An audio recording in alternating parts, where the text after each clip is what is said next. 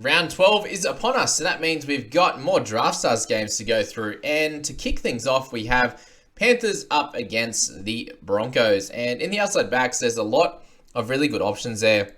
Obviously, Dill Edwards is the guy that's been dominating of recent time and basically the whole year. 58.7 is his last three-round average. And really, you're looking at a guy that is going to be the most consistent player and scoring the best out of all of these positions. And what we do see, though, when guys come up against the Panthers is some lower scores from the opposing team. So Walshy, Funworth, Cobbo all could do great, but also could have a shocker as well. So I think mixing Edwards with probably one of those cheaper guys in Taruva or Crichton or Peachy would be the play in this one. Peachy being the cheapest guy and averaging just the same as the other guys would be a good play for you.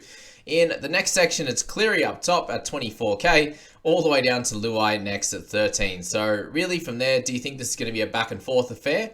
And if so, Mitch Kenny could be the cheap guy that you need in your squad. Reynolds is out, so really do you think the Panthers can dominate? And if you do, then Cleary is the guy at 83 average over the past 3 games. But that does leave you probably going a little bit cheaper in the forwards position, and Payne Haas and Yo are the clear guys there, but can you get a 40 odd or 50 from some of these cheaper guys? And Sorensen might be worthy of a spot in your side. It could be Tom Flegler at 13k and potentially like a Moses Leota who hasn't been scoring that great. Could be a Jensen at Tapau. These type of players here could be the play. I really think that Liam Martin could probably get a start or play big minutes, considering that he is fighting for an origin spot. So a little bit under 12k, I think Liam Martin probably gets that spot. And if he does play 50, 60 minutes, he's the guy you need to get if you're trying to get Edwards and Cleary in the other 2 positions. So that is that first game and the best buys in that. So let's go to Dragons and Roosters for your second game there of round 12. And if you're looking at guys that need to bounce back, it's James Tedesco.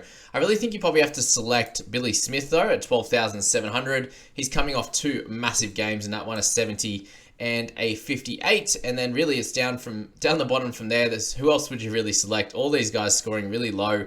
Corey Allen, sneakily a 42 last week to go along with his 30. So if he can sneak a try, then he's a guy at 9k that you could plug into your squad. But really, it's probably Teddy and Billy Smith that you want to be looking at in this one. Zach Lomax is back, and he'll really want to prove the doubters wrong. Halves and hookers, we have Benny Hunt, who looks like he'll just keep the 7 spot in this one. Jacob Little, I think, is the play, though. He now gets the spot to himself. He probably plays 65 minutes or so, and I think that will be enough for him to be worthy in your team. Drew Hutchison gets to 7 as well, so keep him in your thoughts. I think he will try to direct traffic a bit. He'll get tackles, and obviously the kick meters is going to be great there. Potentially some try assist to go along with that. So it's Hutcho, it's Ben Hunt, and I think it's Jacob Little in that section. In the forwards, we've got Jack DeBellin, who continues to dominate in this one. Can you get a little bit of value elsewhere? I think you can. Jaden Sewer's been very consistent in the mid-50s, and then you've got Crichton off the bench we will avoid in this one. Egan comes back, but I don't think you can select him. I think Matt Lodge is the play, averaging 45 in his last 3. And Satilli is starting, so if he can get the big minutes there at 10,400, he needs to be looked at slotting in your squad. Michael Molo with the start or on the bench doesn't really make a difference for him. So you're looking at around a 30 from that player there. So that's probably it in that game. I go to Rabbitohs and Eels, and in that one, there's a potential bunch of options in the outside backs, and that's going to kick it off with Isaiah Tass along with Campbell Graham. So both those guys scoring okay at the moment. Obviously Tass with his 36 average the last 3. Got a couple of 40s in there before getting a 30 last week, and he's going to be against Will Penasini, which is going to be a decent matchup. So do we think guys like Gutho or Penasini could do better, or do we just think the Souths are going to run all over the top of him? And really, this is the last chance for Campbell Graham to stake his claim for Origin. He's been that up and down type of scorer, and it could be an up game here up against the left edge defense of the Parramatta Eels, who have over the course of the season been leaking the odd try for sure. Tane Milne got the tries last week, and if you think he can do it again, then he's someone to think about for sure. Okay, in the halves, we get Moses returning, Damien Cook scoring pretty poorly at the moment, Dylan Brown coming off a bit of a low game. You've got Cody Walker, and I think he's the guy to select again. There's really no other great option. If you think the Eels can do really well, then obviously Moses in his return game, but I think it's Cody Walker there. And then if you're looking in the forwards, there's so many options at cheap prices here. both guys that are starting for the Eels now, Andrew Davey and Cartwright, will both be able to score over 40 for you. So they could both be selections in your side. I think Tavir Totola is a guy that will be able to get you a 40 plus. You've got Jacob Host that should be able to get you closer to a 40 as well. So there's so many options in his forwards. Maybe you pick one of the flex guys from this position there. I think Jermaine Hopgood's probably one of the guys you need to look at as well, as a slightly cheaper than the above two. Really good scorer in this game. Let's go to Sharks and the Knights. And in the outside backs, the mixture of players that you should be looking at really involves the majority of those players being Sharks guys, but those Knights guys continue to score so well. Dane Gagai dominates, but I don't know how you're going to be able to get Hines in this side if you have Dane in there as well. So it's a mixture of Ronaldo. I think Sione Katoa is coming off a couple of really good games, a 65 last week and a 40-odd a few weeks ago. Could be the play. Will Kennedy a little bit lower. Ramian and Connor Tracy. I spoke about Connor being a must-have last week at the really cheap price. He's at 10,700 here, and you should be slotting him in your side again. So a mixture of starting with Tracy and then picking one of those guys, whether it's Gags, Marzu, Malatalo, and the like there. Let's go to the next section. I spoke about Hines, and he's absolutely dominating at the moment. Jackson Hastings been really consistent. 45, his lowest in the last 4. So if you can't spend it on Hines, then Hastings is there. Ponga at 13.2 is obviously very inconsistent, but a 58 last week. Can he do it against Sharks? I don't think so. You have Phoenix Crossland as well at 13,200 in that one, who could get you a solid score like he did last week. Picked up a 40-20 and got some kick meters out of dummy half, which was good. In the forwards, and you're looking at the top guys of Nakora and Frizzell, who are going to be those guys that needing that odd line break, tackle break, try to get good scores. Lower than that, Fitzgibbon is the most consistent guy. Obviously, his lowest one last week, only playing that limited minutes, but before that was really consistent. It's really hard to select anyone else from this grouping. It's Royce Hunt. I think Jack Williams is probably the guy. He got 48 last week, 49 a couple of weeks ago. With McInnes out, he's the must-have in the forwards, and then you can pick around that, probably a mixture of those higher-priced guys rather than looking at Leo Thompsons and Fanukins. I think you need to get probably one or two of those top guys in that section. Let's go to Tigers and the Cows there in the 5th game of the week. And your outside backs, Kyle Feld probably needs to be looked at. I think Jareen Buller is a good one here. I wasn't as excited about him in last week's game, and that showed with a 27 against the South. So this is a very different task here.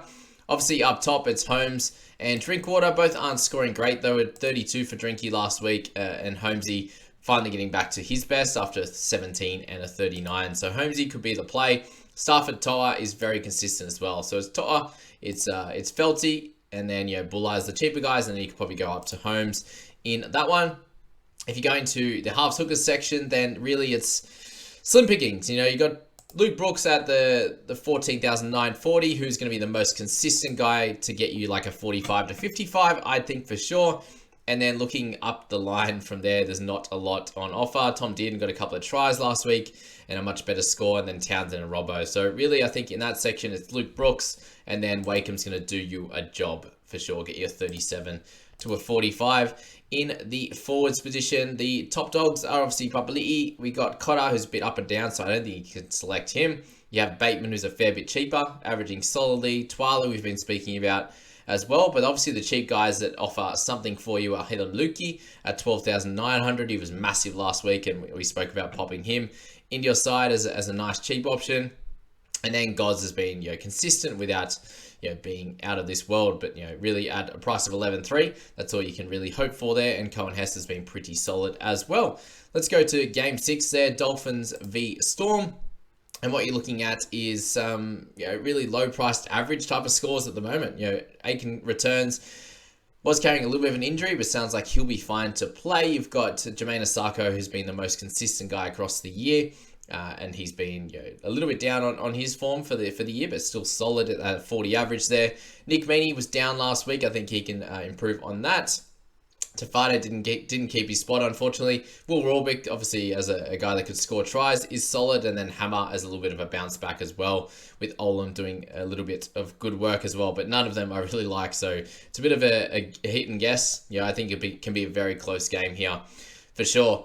Munster, I think, is the clear guy that could dominate this one. Jerome Hughes, fairly cheap. Marshall King doing his thing. Can you get a good score out of Nikorima? I think you can. Nikorima and Katoa both averaging really well. I think both of them should be able to get that sort of 80 minutes, and then Milford will come on and play a mix and match role. So if you want a cheap guy, I think Nikorima's the play. Anything up from there is going to work as well with those top few guys looking to dominate. Forwards, I think you can't pick Nelson on his current injury and all that and all the like there.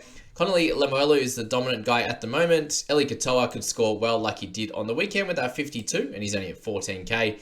And then you're looking down the line, there's not too much from there. Tui Kamika is probably too cheap at the moment at 11.7. He should be able to get over 35 pretty comfortably. And then just depends how Jarrod Wallace goes. He's been really solid at 40 plus the last 3. So a mixture of those guys will work out great for your squad. In the last 2 games, you have the Bulldogs and the Titans, which is going to be lots of fun here. We've got Dave Fafita, obviously the best option here in the forwards, and continues to absolutely dominate, averaging 74. Tino's a solid one. Mo Fodawaker, we keep speaking about, is doing a job, averaging over 50, and will be very consistent.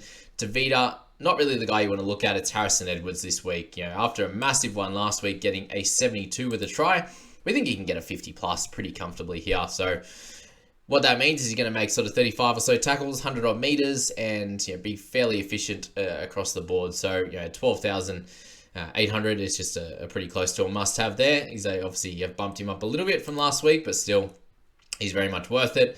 Carlo Luapu, he's that cheap guy that you could slot into your flex or your starting team if you like, and I'd say mixing between Burton or Tanner Boyd is going to be the play. Tanner had a slightly worse game last week and he's still got a 53. So I still think he's the best option and probably a bounce back for the Titans, but Burton's a good one as well. Is it time for Karaz to bounce back? I think it might be. He's had the 2 games back from injury, and this is the one where you want him to come out and do really well. Brian Kelly is having a couple of good games as well, 44, 53, and 62. So look at getting him in your squad there. And then Jojo Fafita, another solid one at 34 without scoring a try again, with Paul Alamotti being another cheap guy that you could slot in. But that's his first good game in a while. And then Raiders and Seagulls to round things out for the week of round 12 on Draftstars. If you haven't signed up yet, guys, jump in the description. I have that link there. Use that there just to let the guys know at Draftstars that you have signed up using that through my videos, which is awesome. I appreciate that. And thank you for watching. We've got Matt Tomoko continues to dominate. I think it's him. Garrick are the 2 guys you probably want to look at, with Albert Hopoate, who's been very consistent in the last couple of games and looks like he's sort of coming into his own. So they're the 3 I'd be looking at, guys. In the next section is DCE. And then it's Fogarty, and then it's Air from there. So there's not really many other great options. Schuster is back, but I can't see you slotting him in your side. So pick one of Fogs and DCE, and then move over to the forwards, where it's a mixture of guys. Like Hudson Young's probably the best guy to pick. He's going to be somewhere around that 50 to 60 mark. He absolutely dominated last week with a 54 as well. Look at that. Each and every week is a 50 plus guy. So if you can lock that in that squad, then that's going to be great. There's a few different ones here. Ben Trebojevic gets the start on the edge, so look at slotting him in your side. And then really it's a mixture of Paseka again, who's going to likely score you a 45 plus and do a good job for you with so many guys out. And Jake Trebojevic does return, but I wouldn't be slotting him into your side as of yet. Any of the top guys are going to do a great job as well, but I think the cheaper guys there can do well for you. You've got Bullimore coming off the bench, which is less ideal, but I still think he can be solid, and he's a decent middle forward, getting decent minutes there as well. So I wish you all the best of luck with your Draft Stars picks, guys, and make sure you only do spend money that you can afford to lose and gamble responsibly there. Thank you very much for watching.